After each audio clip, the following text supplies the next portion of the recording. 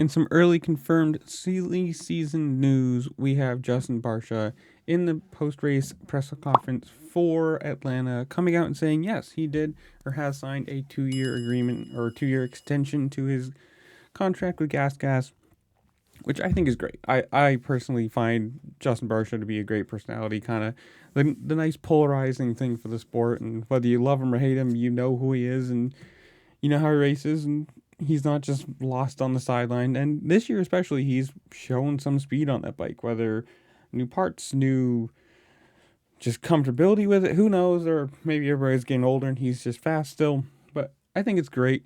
I'd like to see him for at least another couple years, maybe more after that. See maybe a couple more wins for the Gas team. But in the comments below, you tell me. Good thing. Do you like Justin Barcia? Do you hate him? Or you think this is a stupid signing for Gas or whatever it is? Or maybe even do you think he's going to have a teammate for next year? But whatever it is, make sure to comment down below. Like, share, subscribe, do all the fun things this platform allows you to do because it really helps me out and I appreciate it. With that, I'll see y'all later. Peace.